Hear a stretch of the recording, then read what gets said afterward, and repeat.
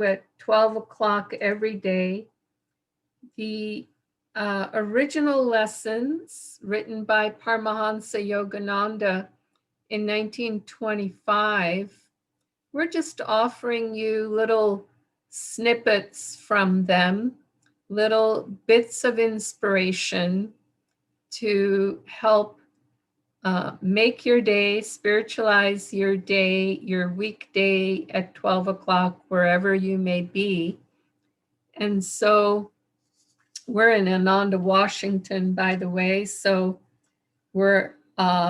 we are at 12 o'clock. You may have another time. Today's lesson is about perhaps human beings, one of their favorite subjects, which is food. And not just food, but spiritualizing food. So I'd like to begin by playing Yogananda's voice just for half a minute or so, just to give us a taste of that.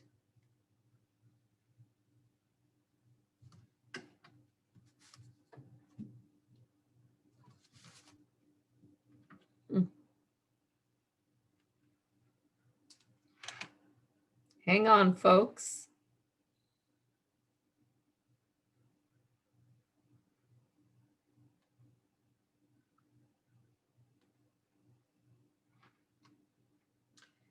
Well, for some reason that didn't work. Maybe I had it. Aha.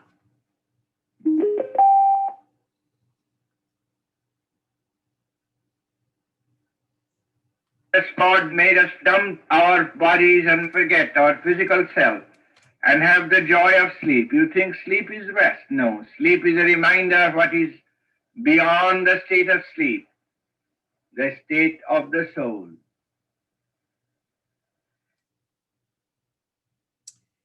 Well, I said a taste of it, and that's all we're going to get today because I had some technical difficulties.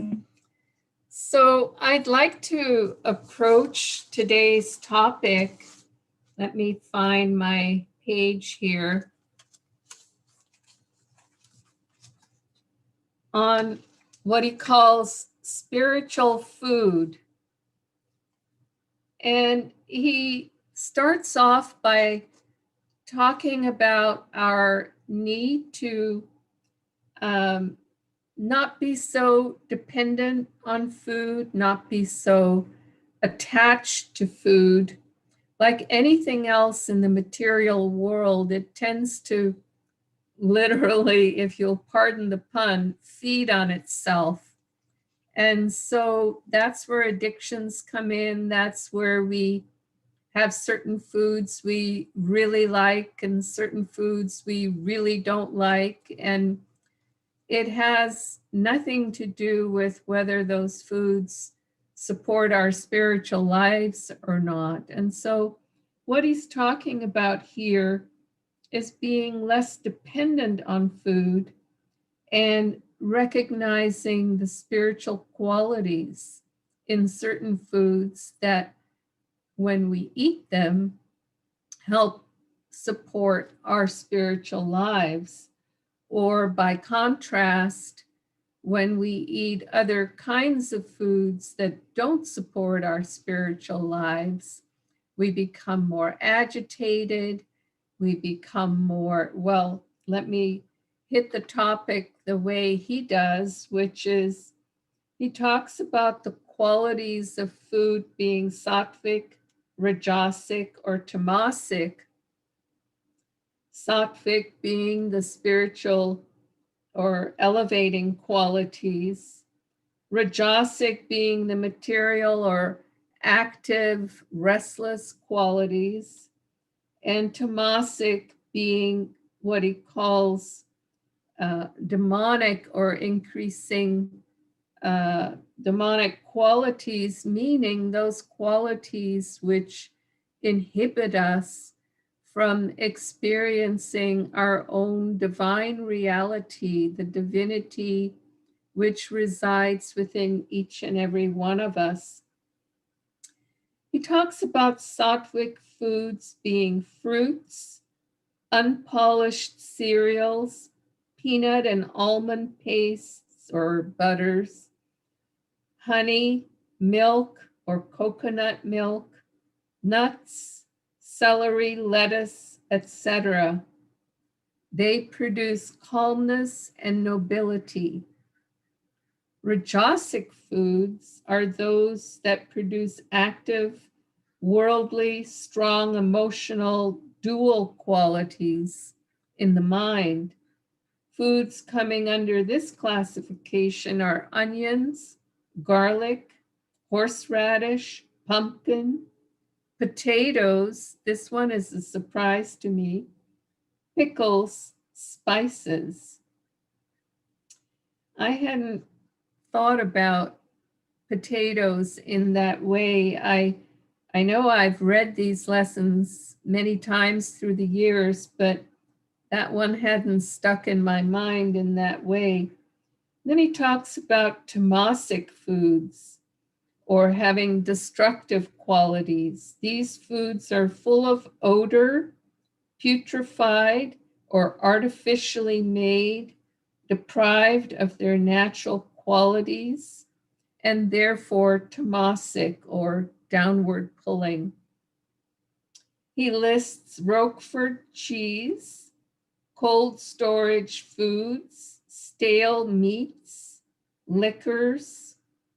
These foods produce pride, jealousy, greed, and revengefulness.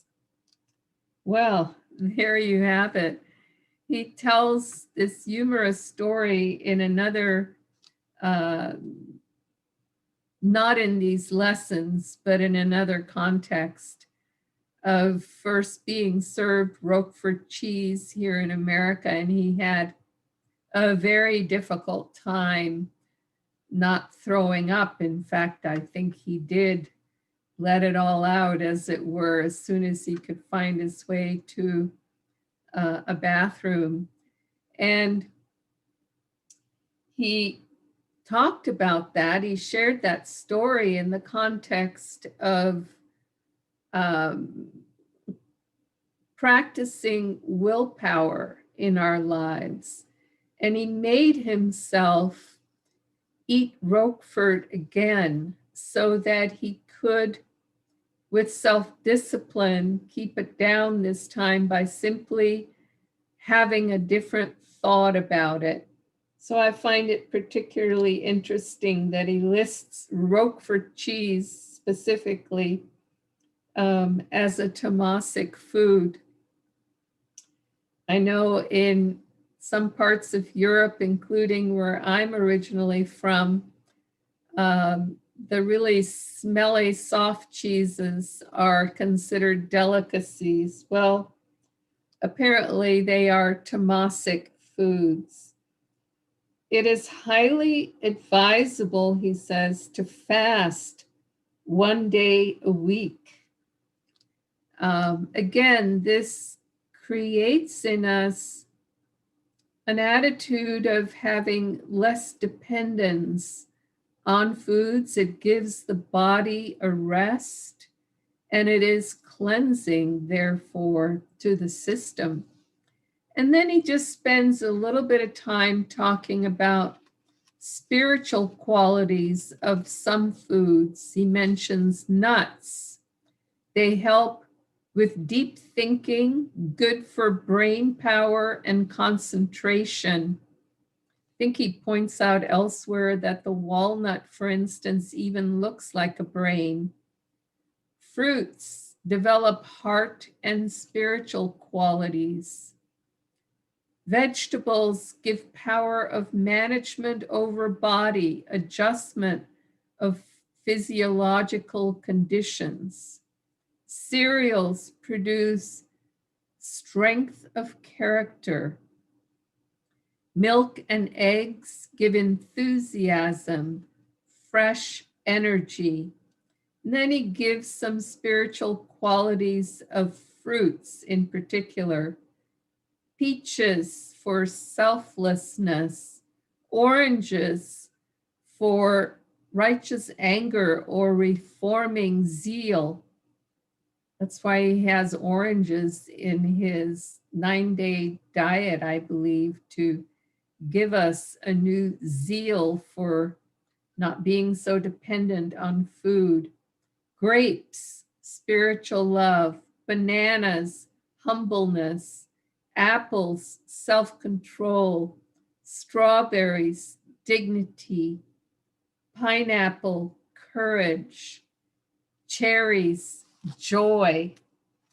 And so I find it particularly interesting that fruits especially have these spiritual qualities.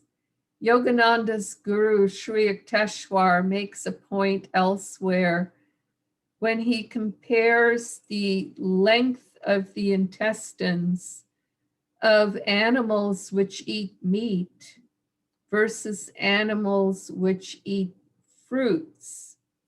And it's those animals that eat fruits that compare the closest to the length of human intestines.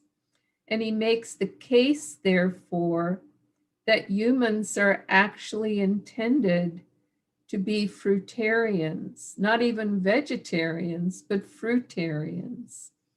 And so I find that particularly interesting.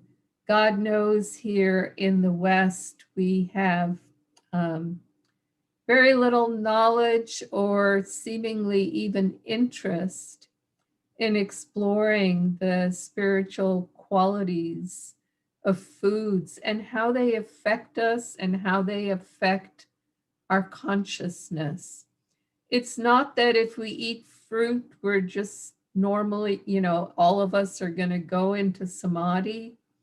It's just that when we do eat fruits, it will support our meditation practice by giving us an extra patina of calmness, of peace, from which we are able then to absorb energetically from that fruit the spiritual qualities of that fruit.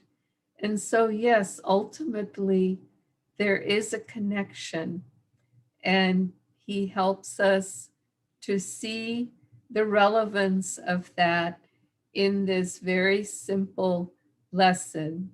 Joy to you, and we'll see you again on Monday. Many blessings. Bye-bye now.